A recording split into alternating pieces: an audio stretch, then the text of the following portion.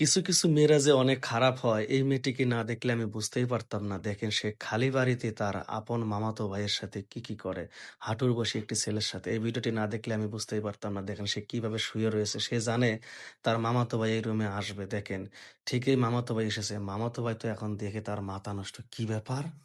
সুমি আপু এইভাবে শুয়ে রয়েছে। এত ঘুম দিয়েছে। তার মানে সুমি আপুর কাছে যদি আমি যাইও, সুমি আপু আজকে টের পাবে না। এটা হচ্ছে ছেলেটার মনের ধারণা। আর এইদিকে কিন্তু মেয়েটা এটাই চাচ্ছে যে ছেলেটা আমার কাছে আসুক।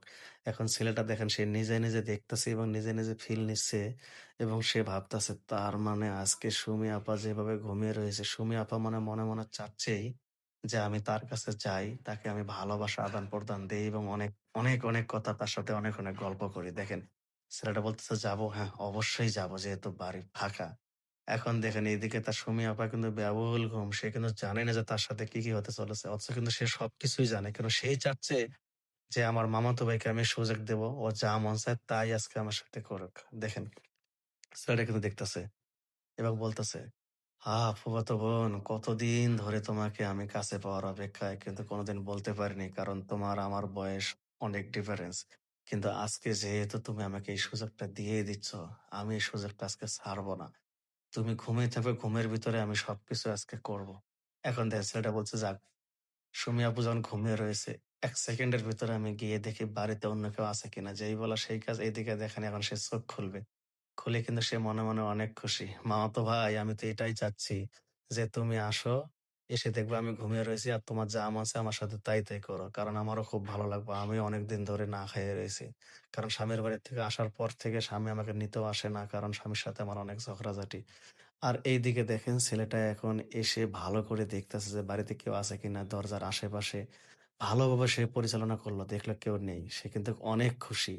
এখন সে এখান থেকে করবো যে যাক, এখানে তো কেউ নেই, এখন একটা কাম করি। ওইদিকে দেখি কেউ আছে কিনা। দেখেন যেই বলা সেই কাজ, সে আবার কিন্তু যাবে। এখন গিয়ে দেখবে যে পাকঘরে কেউ আছে কিনা। সে কিন্তু আরো ক্লিয়ার যে পাকঘরেও কেউ নেই। কারণ সে জানে যে এই সময় যে কাজের মহিলা সে কিন্তু থাকে। আর সেও নাই।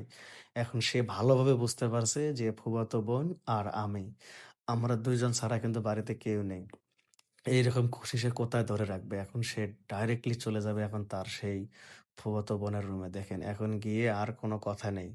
এখন দরজার সামনে গিয়ে দাঁড়িয়ে এখন চিন্তা করল, না, সেফটি ফার্স্ট। তখন এই দরজাটাও সে লাগিয়ে দেবে কারণ যেন কোনো সমস্যা না হয়। এবার দেখেন সে কতটা প্রিপারেশন নিয়ে তার ফুফাতো বোনের কাছে যাবে। আর তার ফুফাতো বোন তো এটাই চাচ্ছে যে তার মামাতো ভাই তার কাছে আসুক, তাকে ভালোবাসুক।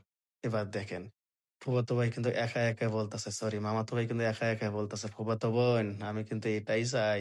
দেখেন এখন সে খুশিতে দেখেন আস্তে সে বলতেছে, "ওই যে সে তো এখন দরজা লাগিয়ে দিছে। তার মানে এখন সে আমার কাছে আসবে। যাক, সে আসার আগে আমি চোখ বন্ধ করে আবার ঘুমিয়ে পড়ি।" দেখেন সে কিন্তু এখন আবার ঘুমিয়ে পড়বে। মানে সে কিন্তু এটাই চাচ্ছে যে তার মামাতো ভাই তাকে আদর করুক। আর মামাতো ভাইয়া কিন্তু সেই নাছোড়বান্দা, সে কিন্তু ছাড়বে না। বয়সে কম হইলে কি হবে? কিন্তু কথায় আছে না যে ছোট মরিচের ঝাল বেশি। এবার দেখেন সে এসে কিন্তু খুব ভালোভাবে মামাতো বোনকে ফুফাতো বোনকে দেখতেছে। খুব ভালোভাবে দেখেন। সে দেখতেছে আর মনে একটা ফিল নিতেছে যে আমি মোবাইলে কত কিনা ভিডিও দেখি। কিন্তু কোনোদিন কাউকে বলার সাহস পাইনি। আর আজকে যেহেতু আমি সুযোগ পেয়ে গিয়েছি, তার মানে আজকে হাতছাড়া করব না। এইরকম যখন ফুফাতো বোনকে ধরতে গেছে তখন ফুফাতো বোন, "আরে! তুই আমার রুমের আয়াত?" তখন সে বলতেছে, সুমি আপু, আমার কেন জানি ভালো লাগতেছে না। তুমি একা শুয়ে রয়েছো। তাই ভাবলাম তোমার সাথে এসে একটু গল্প করি।" এখন সে বলছে, "ও তাই? শুধু কি গল্প করবি? তোর কি অন্য কিছু করতে মন চায় না?" এখন সে বলতেছে, আরে সুমি আপু, তুমি এসব কি বলতেছ?" সে বলতেছে, "কেন, আমি কি জানি না? তোর এসব দেখতে মন চায় না?" এখন ছেলেটা জড়িয়ে ধরতে ধরবে, তখন দেখেন মেয়েটা একটু রিঅ্যাক্ট করবে। ঠিক আছে? তখন এই ছেলেটা তখনও বুঝতে পারে না। তখন সে বলতেছে, দেখো সুমি আপু, আমার কিন্তু বিশ্বাসই হচ্ছে না যে তুমি আমার সাথে এইসব করতে রাজি।" তখন মেয়েটা ঝাড়ি মেরে, "এই ওঠ!"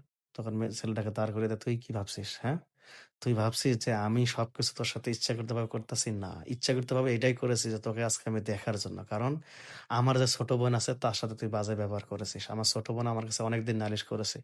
এইজন্য আমি নিজেই দেখতে চেয়েছি যে তুই আসলে কতটা খারাপ। মামাতো ভাই শোন, তুই আমাদের বাড়িতে বেড়াইতে এসেছিস, তুই এখানে সারা জীবন থাক, আমার কোনো সমস্যা নাই। কিন্তু তোর যে নজর এতটা খারাপ, একটা কথা মনে রাখিস, আমি তোর ফুফাতো বোন ঠিক, কিন্তু আমি তো তোর বোন নেই। আর তাছাড়া তোর বয়স, আমার বয়স কতটা ডিফারেন্স। আর আমার একটা ছোট বোন, এটাও তো তোর বোন। তুই কিভাবে তার সাথে খারাপ ব্যবহার করেছিস? এইজন্য আমি এটা মানে ওর কথা বিশ্বাস করি না। এইজন্য প্রমাণ করার জন্য আজকে আমি নিজেই এই পদক্ষেপ বেছে নিয়েছি। তা ঠিকই দেখি তুই ঠিকই আমার জালের মধ্যে পা দিয়েছিস। শোন মামাতো ভাই, একটা কথা মনে রাখিস, সবসময় তোর ব্যবহার ঠিক রাখবি, সবাই তোকে ভালোবাসবে। যা এখান থেকে। পরে ছেলেটা তার ভুল বুঝে যখন চলে যায়, সে বলতেছে যাক, সে যখন তার ভুল বুঝতে পেরেছে তাহলে আর কোনো সমস্যা নেই। ভিডিওটি ভালো লাগলে শেয়ার দিবেন। আল্লাহ হাফেজ।